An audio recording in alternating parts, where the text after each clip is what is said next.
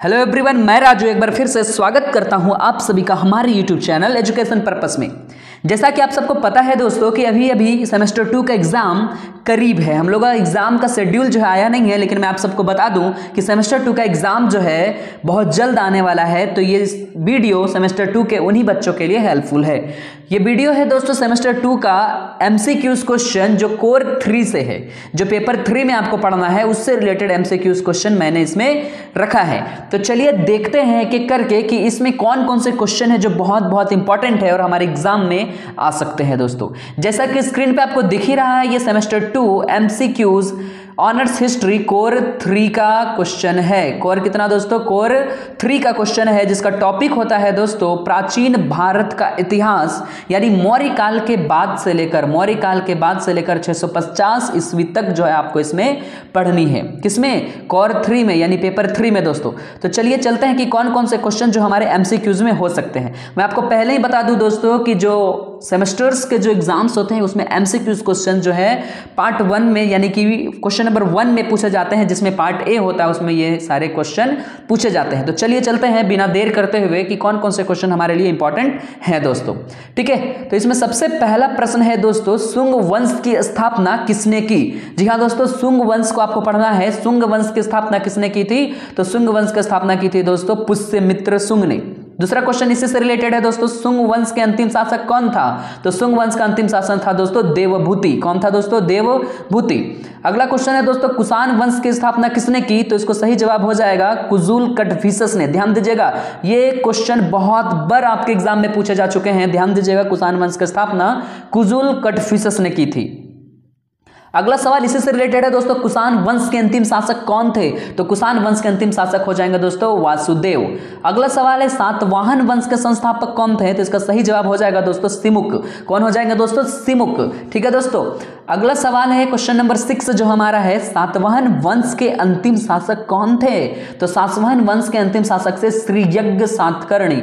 इसको कई जगह पर अलग अलग तरीके से लिखे जाते हैं दोस्तों। ऑप्शन आप देखिएगा, यज्ञ श्री सातकर्णी या फिर श्री यज्ञ या फिर यज्ञ श्री, इस टाइप से जो है इसके ऑप्शंस दिए रहते हैं। तो आप ध्यान दीजिएगा, यज्ञ श्री आपको जहां देखे सातकर्णी टाइटल है, ठीक है, वे क्या हो जाएंगे? सातवाहन वंश के अंतिम शासक हो जाएंगे दोस्तों। ठीक है, अगला सवाल है दोस्तों, प्रश्न संख्या 7 है हमारा, गुप्त वंश की स्थापना किसने की? गुप्त वंश को आपने इंटर में भी पढ़ा होगा। गुप्त वंश की स्थापना किसने की? तो ध्यान दीजिएगा, गुप्त वंश की स्थापना की थी श्रीगुप्त ने। अगला सवाल गुप्त वंश से ही है, गुप्त वंश के अंतिम शासक कौन थे? तो इसका सही जवाब हो जाएगा दोस्तों कुमार गुप्त तृतीय। कौन थे दोस्तों? तृतीय जो है आप ध्यान दीजिएगा, ये मिस्टेक हुआ है टाइप करने में, लेकिन कुमार गुप्त तृतीय ही क्या हो जाएंगे? गुप्त वंश के अंतिम शासक हो जाएंगे। अगला सवाल है दोस्तों, चालुक्य वंश की स्थापना किसने की? तो ध्यान दीजिएगा, चालुक्य वंश की स्थापना की थी पुलकेशिन प्रथम ने। किसने की थी? पुलकेशिन प्रथम ने। ये क्वेश्चन भी बहुत बार एग्जाम में पूछे जा चुके हैं, तो इस क्वेश्चन को आप जो है नोट डाउन कर ले ध्यान से कि चालुक्य वंश की स्थापना पुलकेशिन द्वितीय ने की थी। अगला सवाल है दोस्तों, चालुक्य वंश के अंतिम शासक कौन थे? तो इसका सही जवाब हो जाएगा दोस्तों कीर्तिवर्मन द्वितीय। क्या हो जाएगा दोस्तों? कीर्तिवर्मन द्वितीय। इसको भी ध्यान में रखिएगा, एग्जाम में पूछा जा सकता है। अगला सवाल है, पल्लव वंश की स्थापना किसने की? तो ध्यान दीजिएगा, पल्लव वंश की स्थापना जो है सिंह विष्णु ने की थी। किसने की थी? सिंह विष्णु ने की थी दोस्तों। अगला सवाल जो हमारा प्रश्न संख्या 12 है वो है, पल्लव वंश के अंतिम शासक कौन थे? तो ध्यान दीजिएगा, पल्लव वंश के अंतिम शासक अपराजित वर्मन थे। कौन थे? अपराजित वर्मन थे। अगला सवाल है दोस्तों, गौतमी पुत्र सातकर्णी। एक सेकंड दोस्तों, मैं आपको सबको यह बता दूं कि जितने भी वंश आपको पढ़ने हैं ना, सभी वंश की स्थापना किसने की और सभी वंश के अंतिम शासक कौन थे और उनके प्रमुख शासक कौन थे, इसको आपको पढ़ना है। तो इस बेसिस पे मैंने इस सवालों को बनाया है, सभी वंश की स्थापना किसने की और उसके अंतिम शासक किसने की, उसको 1 से लेकर 12 तक जो है मैंने बता दिया। उसको सही तरीके से पढ़कर जाएंगे, पक्का जो है इनमें से प्रश्न आपके एग्जाम में आने वाले हैं। डेफिनेटली जो है आपके एग्जाम में क्वेश्चन आएंगे ही आएंगे दोस्तों, स्थापना और अंतिम शासक से। चलिए दोस्तों चलते हैं, क्वेश्चन नंबर 13 क्या है हमारा? क्वेश्चन नंबर 13 है दोस्तों, गौतमी पुत्र सातकर्णी किस वंश से संबंधित था?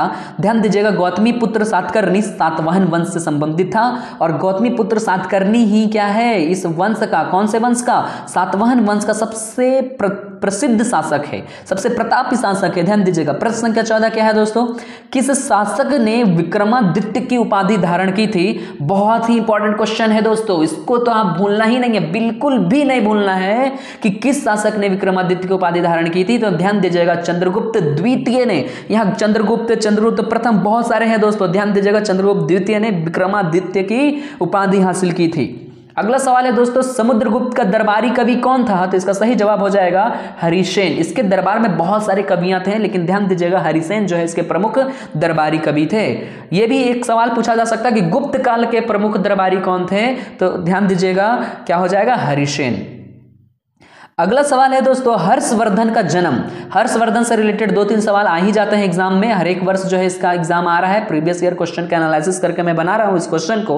तो ध्यान दीजिएगा हर्षवर्धन का जो जन्म हुआ था वो हुआ था 590 ईस्वी में, और हर्षवर्धन की मृत्यु जो प्रश्न संख्या 17 में हुई थी 647 ईस्वी में। ध्यान दीजिएगा दोस्तों, ठीक है।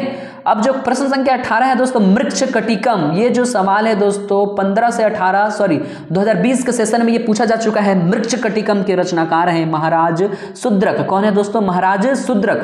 अगला सवाल है दोस्तों, हैनसॉन्ग किसके शासन काल में भारत आया था? हैनसॉन्ग जो है दोस्तों मैं आपको बता दूं, बहुत सारे ऐसे विदेशी यात्री थे जो भारत देश में आए थे यात्रा करने के लिए। यात्रा वृत्तांत जो है इन्होंने अपनी दी थी। तो चलिए चलते हैं, हैनसॉन्ग किसके शासन काल में भारत आया था? तो ध्यान दीजिएगा हर्षवर्धन के शासन काल में। मैं आपको एक चीज और नोटिस बता देता हूं दोस्तों कि मैंने जो है अपने चैनल में उन सभी विदेशी यात्रियों के बारे में बताया है कि कौन किसके शासन काल में आया है। अगर उस वीडियो को आपको देखना है, आपको ट्रिक वाइज समझनी है, तो मेरे उस वीडियो को आप विजिट कर सकते हैं, और इसका लिंक जो है मैं डिस्क्रिप्शन में डाल दे रहा हूं दोस्तों, ठीक है। अगला सवाल है, राजतरंगिणी के लेखक कौन है? तो इसका सही जवाब हो जाएगा दोस्तों, राजतरंगिणी के लेखक हैं कलहन। ये भी बहुत इंपॉर्टेंट है, ये भी आपके एग्जाम में पूछे जा चुके हैं। ध्यान दीजिएगा, कौन?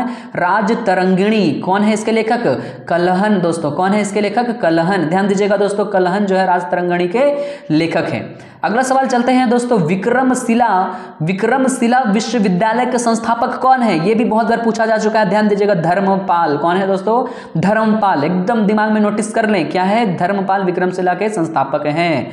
अगला सवाल है दोस्तों 22 नंबर, संगम साहित्य। संगम साहित्य किस भाषा में लिखी गई है? ध्यान दीजिएगा, संगम साहित्य लिखी गई है दोस्तों तमिल भाषा में। कौन से भाषा में? तमिल भाषा में। अगला सवाल है दोस्तों, प्राचीन भारत का स्वर्ण युग। It's a very very important question of semester 2 who is in semester 2, और जो है जिसका दोस्तों जिसका विषय है हिस्ट्री ऑनर्स। ध्यान दीजिएगा, स्वर्ण युग जो है गुप्त काल को कहा जाता है। किसको कहा जाता है? गुप्त काल को कहा जाता है दोस्तों, जिसकी स्थापना किसने की थी? श्री गुप्त ने की थी, ठीक है दोस्तों।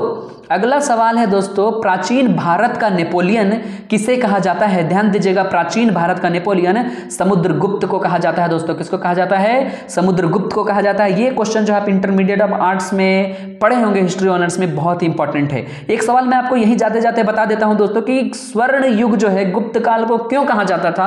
ये आपके लॉन्ग टाइप के क्वेश्चन में आ सकता है, 15 नंबर के क्वेश्चन में आ सकता है, 5 नंबर के क्वेश्चन में आ सकता है, जिसको अलग से आप क्या कर ले, तैयार कर लें। हालांकि मैं इसके बैक टू बैक जो है दोस्तों सेमेस्टर 2 हिस्ट्री ऑनर्स के सभी स्टूडेंट्स के लिए बैक टू बैक वीडियोस में लाने वाला हूं। तो इससे क्या करना है, हमारे चैनल को अगर सब्सक्राइब नहीं किया है तो उसको झट से जाकर सब्सक्राइब कर ले दोस्तों। चलिए चलते हैं अगले प्रश्न की ओर। अगला प्रश्न है दोस्तों, क्या है 25 नंबर प्रश्न है, अमरकोश की रचना किसने की थी? तो ध्यान दीजिएगा, अमरकोश की रचना की थी अमर सिंह ने। बहुत इजी है, अमरकोश अमर सिंह। क्लियर। अगला सवाल है दोस्तों, हर्षवर्धन और पुलकेशिन द्वितीय, बहुत इंपॉर्टेंट है। हर्षवर्धन और पुलकेशिन द्वितीय के मध्य जो युद्ध हुआ वो कब हुआ था? 612 ईस्वी में हुआ था। कब हुआ था? 612 ईस्वी में हुआ था। कब तक चला था? 618 ईस्वी तक चला था। कहां हुई थी? नर्मदा नदी के तट पर हुई थी दोस्तों। कहां हुई थी? नर्मदा नदी के तट पर हुई थी। इसमें जीत किसकी हुई थी? जीत जो है दोस्तों पुलकेशिन द्वितीय की हुई थी। इसी में बहुत सारे सवाल मैंने, एक अच्छा सच्चा और अच्छा व्यक्ति वही होता है, एक सच्चा स्टूडेंट वही होता है जो प्रश्नों के प्रश्न और प्रश्नों से प्रश्न बनाकर उसके हल को निकाल दे। तो हर्षवर्धन और पुलकेशिन द्वितीय के बीच मध्य युद्ध कब हुआ? कब तक हुआ? कहां हुआ? किसने जीत हासिल की? पुलकेशिन द्वितीय ने हासिल की। याद रखिएगा दोस्तों, ठीक है। अगला सवाल है दोस्तों, कनिष्क किस वंश का शासक था? इसका सही जवाब हो जाएगा कनिष्क कुषाण वंश का शासक था। कहां का शासक था? कुषाण वंश का शासक था, जिसकी स्थापना किसने की थी? कुजुल कडफिसस ने की थी। ध्यान दीजिएगा, कुषाण वंश की स्थापना कुजुल कडफिसस ने की थी। अगला सवाल है दोस्तों, बुद्ध चरित्र की रचना किसने की? बहुत इंपॉर्टेंट, ठीक है दोस्तों, एकदम जो है इसको तो छाप लें आप अपने दिमाग में। बुद्ध चरित्र की रचना अश्वघोष ने की थी। किसने की थी? अश्वघोष ने की थी। अगला सवाल है दोस्तों, फाहियान। मैं बार बार बता रहा हूं दोस्तों कि बहुत सारे विदेशी यात्री हमारे भारत देश में आए थे, जिसका वीडियो यदि आपको देखना है तो डिस्क्रिप्शन लिंक में जाएं और ट्रिक वाइज जो है इसको याद करें। फाहियान किसके शासनकाल में भारत आया था? इसका सही जवाब हो जाएगा दोस्तों चंद्रगुप्त विक्रमादित्य। क्या हो जाएगा दोस्तों? चंद्रगुप्त विक्रमादित्य। ठीक है दोस्तों, विक्रमादित्य की उपाधि किसने हासिल की थी? चंद्रगुप्त द्वितीय ने हासिल की थी, ध्यान दीजिएगा। अगला सवाल है दोस्तों, गुप्त काल का महान कवि कौन है? हरिसेन। कौन है? हरिसेन, ध्यान दीजिएगा। अगला सवाल है दोस्तों जो हमारा प्रश्न संख्या 31 में है, गुप्त साम्राज्य का पतन कब हुआ? यह भी बहुत इंपॉर्टेंट है, कई बार एग्जाम में पूछा जा चुका है हमारे प्रीवियस ईयर में। ध्यान दीजिएगा 467 ईसा पूर्व में 467 एडी यानी ईस्वी में, ईसा पूर्व नहीं ईस्वी में क्या हुआ था? गुप्त साम्राज्य का पतन हुआ था दोस्तों। अगला सवाल है वर्धन वंश का प्रथम स्वतंत्र शासक कौन था? यह भी एक साल जो है ये पूछा गया है, उतना इंपॉर्टेंट नहीं है दोस्तों, लेकिन ये प्रीवियस ईयर के क्वेश्चन में था इसलिए मैंने इसको उठा लिया है। वर्धन वंश का प्रथम स्वतंत्र शासक हो जाएगा दोस्तों पुष्यभूति। क्या हो जाएगा? पुष्यभूति। अगला सवाल दोस्तों जो प्रश्न संख्या 33 है हमारा, हर्षवर्धन को किस चालुक्य राजा ने हराया था? तो ध्यान दीजिएगा हर्षवर्धन को पुलकेशिन द्वितीय ने हराया था, अभी अभी जो मैंने इसके बारे में आपको बताया था दोस्तों। अगला सवाल है चालुक्य वंश का सबसे शक्तिशाली शासक कौन था? जो हमारा प्रश्न संख्या 34 में है दोस्तों, चालुक्य वंश का सबसे शक्तिशाली शासक पुलकेशिन द्वितीय था, अभी जो मैंने आपको बता दिया। देखिए पुलकेशिन द्वितीय से प्रश्न लगातार आ रहे हैं, इसलिए मैंने इसी से सबसे ज्यादा प्रश्न को बनाया है। तो आप क्या करें, अगर आपको एग्जाम में अच्छा नंबर लाना है, फुल मार्क्स लाना है आपको एमसीक्यूज में, तो क्या करें, फटाफट से सारे प्रश्नों को क्या कर ले, रट ले दोस्तों, समझ ले। आपको जैसा जो करना है कर ले, लेकिन आपको फुल मार्क्स आ सकते हैं, इसकी गारंटी मैं लेता हूं। किसमें? एमसीक्यूज में दोस्तों। अगला सवाल है दोस्तों प्रश्न संख्या 35, कादंबरी की रचना किसने की? तो ध्यान दीजिएगा कादंबरी की रचना की थी दोस्तों बाणभट्ट ने। किसने की थी? बाणभट्ट ने। अगला सवाल है दोस्तों 36 नंबर हमारा, पल्लव वंश का सबसे सर्वाधिक प्रतापी राजा कौन था? राजा दोस्तों क्या हो जाएगा? राजा। सबसे प्रतापी राजा कौन थे? सिंह विष्णु। कौन थे? सिंह विष्णु।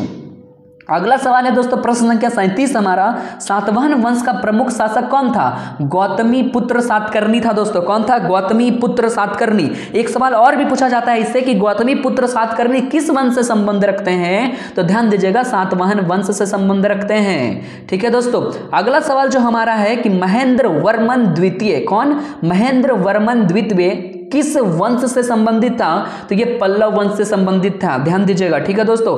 अगला सवाल है दोस्तों, हर्षवर्धन कब शासक बना? हर्षवर्धन के बारे में भी मैंने आपको बताया था कि इनका जन्म कब हुआ, इनकी मृत्यु कब हुई। इनका जन्म कब हुआ था दोस्तों? 590 ईस्वी में। मृत्यु कब हुई थी? 647 ईस्वी में। तो ध्यान दीजिएगा दोस्तों हर्षवर्धन जो है कब शासक बना था? 606 ईस्वी में बना था, और अपनी मृत्यु तक जो है ये अपने शासक पद पर रहा, यानी 647 ईस्वी तक जो है शासन किया। ये भी आप लिख सकते हैं, याद कर सकते हैं। अगला और आखिरी प्रश्न जो हमारे लिए बहुत ही इंपॉर्टेंट है इस सीरीज का, कि किसके शासनकाल में गांधार कला का काफी विकास हुआ था? तो ध्यान दीजिएगा कनिष्क के शासनकाल में, और कनिष्क जो है कुषाण वंश के एक महान शासक थे, ये भी ध्यान दीजिएगा। यही जो है इस वीडियो को मैं समाप्त करता हूं दोस्तों, लेकिन एक सवाल मैं जाते जाते आपके लिए छोड़ जाता हूं। क्या है वो सवाल? ध्यान से सुनिएगा कि किसके शासनकाल में मथुरा कला का काफी विकास हुआ दोस्तों। बस इस जगह पे आपको क्या चेंज करनी है, मथुरा लगानी है। तो आपको इस सवाल का जवाब देनी है। देखते हैं कितने बच्चों को इस सवाल का सही सही जवाब पता है दोस्तों। तो चलिए दोस्तों इस वीडियो को मैं यही समाप्त करता हूं, लेकिन इस वीडियो को आप जरूर से जरूर लाइक करें, बिल्कुल जो है इसको लाइक करना ना भूलें। और यदि सही मायने में इस वीडियो को पसंद किया आपने और इसी प्रकार के और वीडियोस को आप पाना चाहते हैं, तो बैक टू बैक वीडियोस में अपने चैनल पे लाने वाला हूं सेमेस्टर 2 हिस्ट्री ऑनर्स के बच्चों के लिए। तो झट से हमारे चैनल को सब्सक्राइब कर लें, ताकि किसी भी टॉपिक जो आपसे ना छूट पाए और आपसे एग्जाम में सभी प्रश्नों का हल आसानी से हो, इसकी गारंटी मैं लेता हूं दोस्तों। तो क्या करें, हमारे चैनल को सब्सक्राइब कर लें और बगल की बेल आइकन की घंटी को भी जरूर दबा लें, ताकि जब भी कभी न्यू वीडियोज में अपलोड करूं अपनी इस चैनल पे, तो आपके मोबाइल की भी घंटी बजे दोस्तों। ठीक है, थैंक यू।